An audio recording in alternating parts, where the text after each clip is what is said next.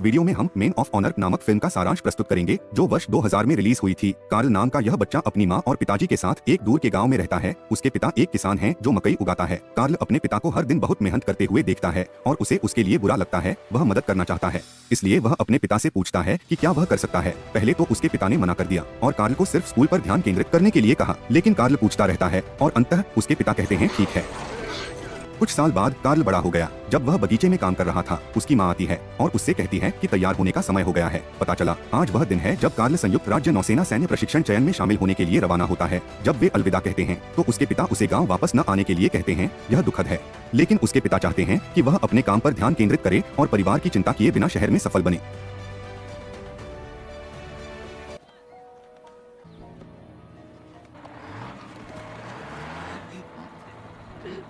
जब कार्ल सैन्य अड्डे पर पहुंचता है तो वह एक रसोइया बनकर रह जाता है, लेकिन एक समस्या है। उस समय अमेरिकी सेना काले लोगों को बहुत कुछ करने की अनुमति नहीं देती थी। उनका मानना था कि काले लोगों को गोरे लोगों के अधीन काम करना चाहिए, जैसे कि वे अभी भी गुलाम थे।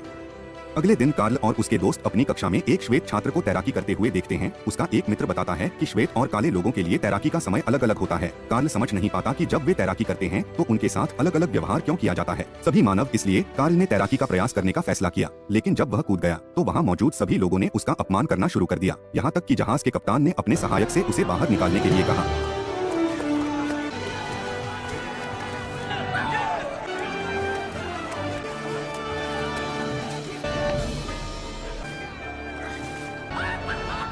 इस वजह से उसे एक सजा कक्ष में बंद कर दिया गया। जब कप्तान आया तो वह इस बात से प्रभावित हुआ कि कार्ल कितनी तेजी से तैर सकता है, इसलिए उसे दंडित करने के बजाय कप्तान ने उसे बचाव तैराकी टीम में डाल दिया। कार्ल वास्तव में खुश था और अपने माता पिता को इसके बारे में बताने के लिए एक पत्र लिखा। अगले दिन एक हेलीकॉप्टर समुद्र में दुर्घटनाग्रस्त हो गया। कप्तान ने तुरंत पायलट को बचाने के लिए चीफ संडे नामक एक गोताखोर को बताया और लंबे इंतजार के बाद चीफ संडे पायलट को बचाने में कामयाब रहे।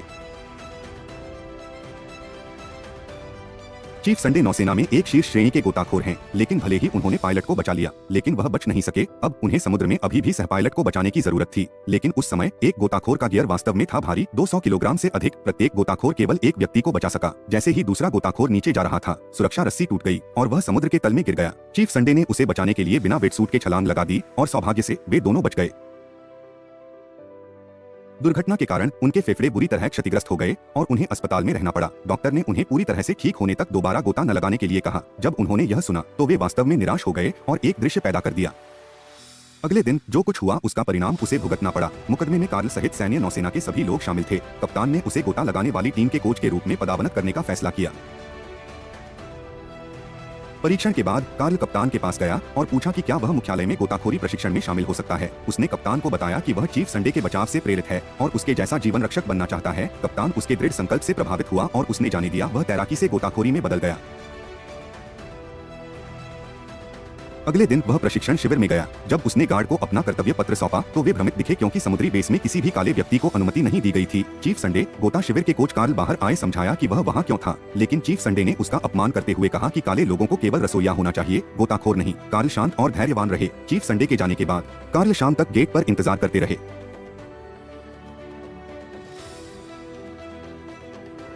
जब चीफ संडे लौटे और देखा कि कार्ल अभी भी इंतजार कर रहा है तो वह इससे थक गए। उन्होंने कार्ल को अपने गांव वापस ले जाने की कोशिश की, लेकिन कार्ल ने यह कहते हुए इनकार कर दिया कि उन्होंने अपने पिता से वादा किया था कि वह नौसेना में होंगे। उनके दृढ़ संकल्प को देखते हुए चीफ संडे ने आखिरकार जाने दिया उसे अंदर। शिविर में स्नो हिल नाम का एक छात्र कार्ल के पास आया। वह एकमात्र श्वेत व्यक्ति था जिसने त्वचा के रंग की परवाह नहीं की और नमस्ते कहा। स्नो हिल ने कार्ल को बताया कि शिविर का नेतृत्व मिस्टर पप्पी नामक एक पूर्व नौसैनिक ने किया था। स्नो हिल चला गया कार्ल के साथ उसके छात्रावास के कमरे में, लेकिन श्वेत छात्रों को कार्ल का वहां रहना पसंद नहीं आया।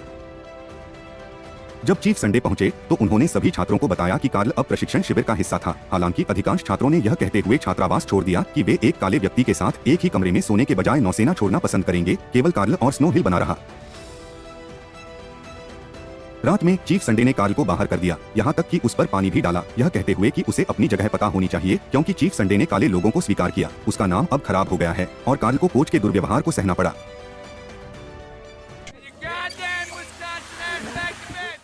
अगले दिन कार्ल का पहला प्रशिक्षण था। चीफ संडे ने समझाया कि कई लोग असफल हो सकते हैं क्योंकि तैराकी और गोताखोरी अलग अलग हैं। चूंकि स्नो हिल एक महान तैराक था, चीफ संडे ने उसके गोताखोरी कौशल का परीक्षण किया।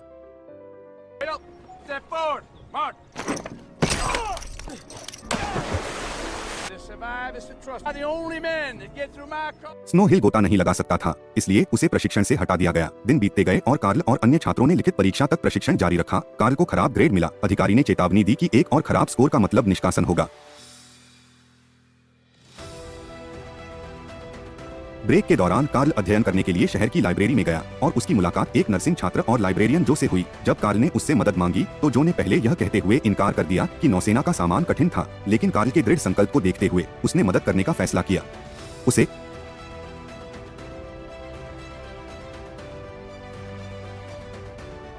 और आखिरकार कार्ल को अच्छे ग्रेड मिले। दोपहर में चीफ संडे ने गोताखोरी सिखाना फिर से शुरू किया और 2 नए प्रशिक्षुओं रोरके और अशर को एक डूबे हुए जहाज को वेल्ड करने का काम सौंपा। हालांकि जब अशर वेल्डिंग कर रहा था तो जहाज खतरनाक तरीके से एक खड्ड के करीब चला गया और उनकी हवा की नली फंस गई। रोरके और अशर मदद के लिए चिल्लाए। कोई अन्य विकल्प न होने पर कार्ल ने उन्हें बचाने के लिए स्वेच्छा से काम किया। चीफ संडे ने उन्हें बचाव अभियान के लिए 5 मिनट का समय दिया, इससे पहले कि उनकी हवा खत्म हो जाती। The ship's weight is crushing those pipes, Chief. Got 5 minutes of air in that suit if he don't panic. You should go up the chasing. Just breathe easy. Please. I wasn't made.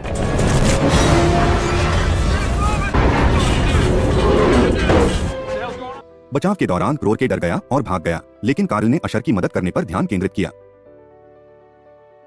Never doubted it. बचाव के बाद chief Sunday ने navy commander की ओर से एक पुरस्कार की घोषणा की, लेकिन यह पुरस्कार कार्ल को नहीं बल्कि रोरके को मिला। कार्ल की महत्वपूर्ण भूमिका के बावजूद कमांडर ने उसे नजरअंदाज कर दिया क्योंकि वह काला था। कार्ल के धैर्य को देखकर अन्य छात्रों को सहानुभूति महसूस हुई और वे ऐसा करना चाहते थे। उससे दोस्ती करो। अगले दिन कार्ल ने गांव में अपने परिवार को फोन किया। उसकी मां ने दुखी होकर उसे सूचित किया कि उसके पिता की मृत्यु हो गई है। कार्ल टूट गया था। उसकी मां ने खुलासा किया कि उसके पिता ने उसे अपनी बीमारी के बारे में नहीं बताया ताकि कार्ल अपनी पढ़ाई पर ध्यान केंद्रित कर सके और अपने पिता की बीमारी की चिंता किए बिना लक्ष्य। फिर उसने जो को उससे मिलने आने के लिए कहा। इंतजार करते समय चीफ संडे की पत्नी उसके पास आई। कार्ल को रोते हुए देखकर उसने उसे बताया कि उन दोनों को कठिन परिस्थितियों का सामना करना पड़ा। वह परेशान थी क्योंकि उनकी शादी के दिन चीफ संडे ने उसके बजाय अपने दोस्तों के साथ पार्टी करने का फैसला किया।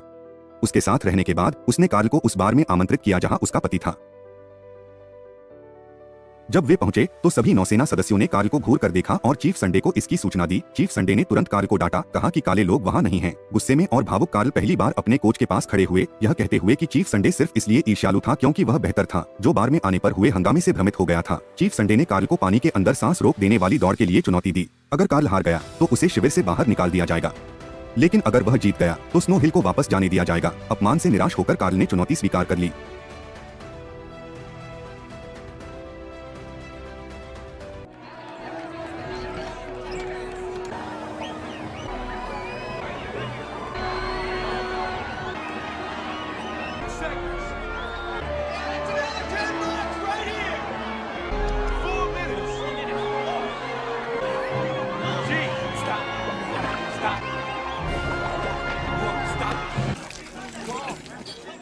कार्ल ने अंततः चुनौती जीत ली, लेकिन तब उसे एहसास हुआ कि जो चला गया था और वह उसे ढूंढने गया। उसने बताया कि वह अलविदा कहने आई थी क्योंकि उसे शहर के बाहर नौकरी मिल गई थी और वह अगले दिन जा रही थी। इससे हैरान होकर कार्ल ने आवेगपूर्वक प्रस्ताव रखा, उनसे प्रशिक्षण समाप्त करने के बाद उनसे मिलने का वादा करते हुए। अगले दिन मिस्टर पप्पी ने चीफ संडे से कहा कि वह कार्ल को परीक्षा में पास न होने दे क्योंकि वह नहीं चाहते कि काले लोग कैंप से स्नातक हों। भले ही मिस्टर पप्पी और चीफ संडे कार्ल को नापसंद करते थे, लेकिन चीफ संडे को यह पसंद नहीं था कि मिस्टर पप्पी ने उनके साथ दुर्व्यवहार किया। अपनी स्थिति यह महसूस करने के बावजूद कि कार्ल बेहतर था, चीफ संडे को आदेशों का पालन करना पड़ा। उन्होंने कार्ल को निर्णय के बारे में बताया और उन्होंने तर्क दिया क्योंकि कार्ल अभी भी परीक्षा देना चाहता था। चीफ संडे भावुक हो गए और रेडियो को बंद कर दिया जो कार्ल के पिता ने उन्हें दिया था। अपने पिता द्वारा छोड़ी गई एकमात्र चीज को क्षतिग्रस्त देखकर कार्ल को बहुत दुख हुआ। अगले दिन जैसे ही सभी ने परीक्षा की तैयारी की, कार्ल अप्रत्याशित रूप से सामने आए। उन्होंने आत्मविश्वास के साथ अपने कोच की ओर देखा। उस नजर का सामना करते हुए चीफ के पास उन्हें परीक्षा देने की अनुमति देने के अलावा कोई विकल्प नहीं था। जब सभी प्रतिभागी तैयार थे, परीक्षा शुरू किया। परीक्षण किट वाले बैग को पानी में फेंक दिया गया। हालांकि जब कार्ल की बारी आई तो श्री पप्पी ने बैग को फाड़ने का आदेश दिया। पानी में कार्ल को उपकरण ढूंढने में संघर्ष करना पड़ा। कई घंटे बीत गए और एक एक करके प्रतिभागियों ने परीक्षा पूरी की। केवल कार्ल को पानी में छोड़कर मिस्टर पप्पी परीक्षा की निगरानी कर रहे थे और उन्होंने चीफ से कहा कि कार्ल को तब तक रुकने दिया जाए जब तक उनकी सांसें खत्म न हो जाएं। चीफ को दुविधा का सामना करना पड़ा क्योंकि वह अपने करियर को बर्बाद किए बिना मिस्टर पप्पी को मना नहीं कर सकते थे।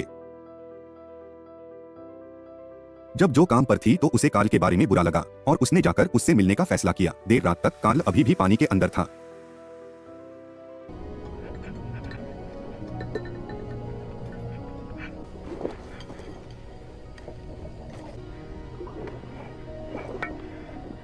प्रमुख और अन्य प्रतिभागियों को चिंता होने लगी। श्री पप्पी प्रमुख से कार्ल की मदद न करने के लिए कहते रहे, लेकिन प्रमुख चिंतित हो गए और उन्होंने बॉस के आदेशों की अवहेलना करने का फैसला किया। फिर उन्होंने अपने लोगों को कार्ल को सतह पर लाने का आदेश दिया।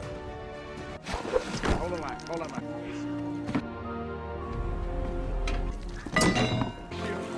Almost there. कार्ल ने अंततः परीक्षा उत्तीर्ण कर ली क्योंकि उसने कार्य पूरा कर लिया था। अगले दिन स्नातक समारोह में स्नो हिल अच्छी और बुरी दोनों खबरों के साथ शिविर में आया। अच्छी खबर यह थी कि नौसेना ने उसे गोताखोरी प्रशिक्षण फिर से शुरू करने की अनुमति दी थी, लेकिन बुरी खबर यह थी कि श्री पप्पी के आदेश की अवहेलना करने के लिए चीफ संडे को निकाल दिया गया था। कार्ल के पास से गुजरते हुए कार्ल को बुरा लगा और उसने अपना सामान पैक किया। आश्चर्य की बात यह है कि उसने अपने पिता का रेडियो अपने बिस्तर पर बरकरार पाया। चीफ संडे ने उसे ठीक कर दिया था। कुछ साल बाद कार्ल नौसेना में एक वरिष्ठ गोताखोर बन गया। उसकी पहले से ही जो से शादी हो चुकी थी और वह पिता बन गया था। वह एक डूबे हुए परमाणु बम को खोजने के लिए संयुक्त राज्य अमेरिका के इतिहास में सबसे बड़ा मिशन शुरू करने वाला था। कमांडर को संदेह था कि क्या कार्ल अकेले मिशन पूरा कर पाएगा, लेकिन एक बार फिर कार्ल ने सभी को गलत साबित कर दिया। उसकी सफलता का पूरे अमेरिका में सीधा प्रसारण किया गया। अपनी जाति के कारण तिरस्कृत होने से कार्ल एक नायक बन गया। कमांडर ने टीम को बम को सतह पर उठाने का आदेश दिया, लेकिन जब बम उठाया गया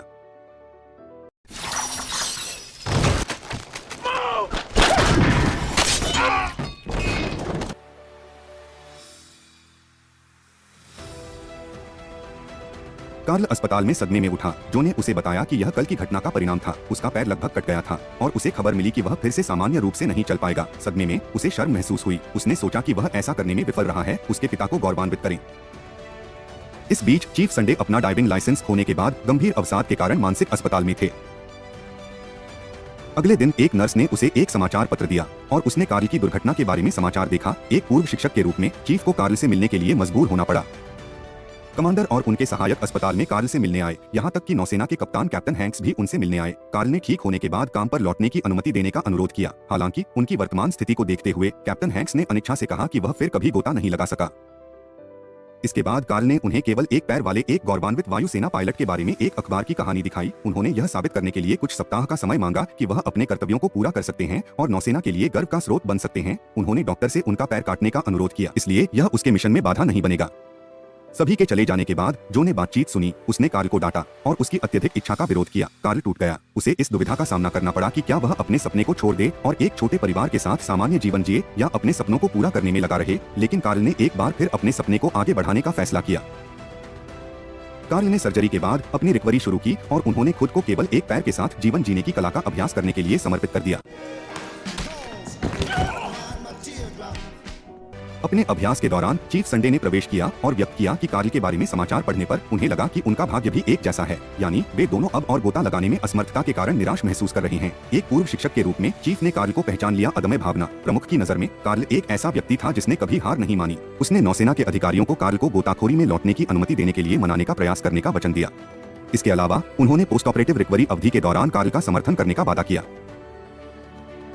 नौसेना में कार्ल के भाग्य का निर्धारण करने के लिए महत्वपूर्ण सम्मेलन के दिन चीफ संडे को एक झटका का सामना करना पड़ा, क्योंकि एक गार्ड ने अदालत कक्ष में उनके प्रवेश पर रोक लगा दी। इस बाधा के बावजूद कार्ल ने कई सवालों के जवाब दिए। कैप्टन हैंक्स ने फिर एक गार्ड को एक वेटसूट लाने का आदेश दिया और कार्ल को एक चुनौती जारी की कि यदि वह 200 किलोग्राम से अधिक वजन वाले वेटसूट में 12 कदम चल सके तो उसे गोताखोर के रूप में लौटने की अनुमति दी जाएगी। कमरे के बाहर चीफ संडे ब्रेकिंग पॉइंट पर पहुंच गए और गार्ड को उन्हें अंदर जाने के लिए मजबूर किया। डर के कारण गार्ड ने आखिरकार चीफ को अदालत कक्ष में प्रवेश करने की अनुमति दे दी। दरवाजा खोलने पर चीफ यह देखकर आश्चर्यचकित रह गए कि उच्च अधिकारी कार्ल को निर्देश दे रहे थे चुनौतीपूर्ण वेटसूट पहनने के लिए। कार्ल की पत्नी और बेटा भी उनका हौसला बढ़ाने और उन्हें अपना समर्थन देने आए।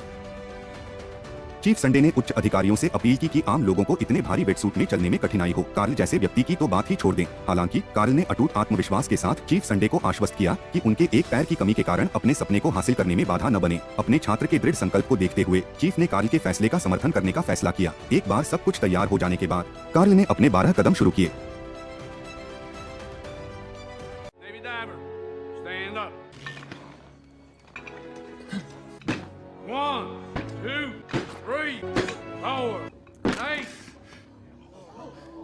God damn it, Cookie! Move your ass! I want my 12. 9, the Navy diver. Now you report to this line, Cookie. Howdy. Carl ने सफलतापूर्वक अपने 12 कदम पूरे किए। कार्ल के अविश्वसनीय प्रयासों को देखते हुए कैप्टन हैंक्स और उच्च अधिकारियों ने कार्ल को नौसेना के गोताखोरों में फिर से शामिल होने की अनुमति देने का फैसला किया। कार्ल के उल्लेखनीय संघर्ष और सफलता पर आश्चर्यचकित होकर सभी दर्शक खड़े हो गए और तालियां बजाईं। उत्सव के बीच चीफ संडे को लगा कि एक शिक्षक के रूप में उनके कर्तव्य पूरे हो गए हैं। वह चले गए और उस काले छात्र को अंतिम सलामी दी जिसने उन्हें पढ़ाया था जीवन का मूल्यवान सबक, अपने सपनों को हासिल करने का दृढ़ संकल्प। देखने के लिए आपका बहुत बहुत धन्यवाद और सदस्यता लेना न भूलें। शांति।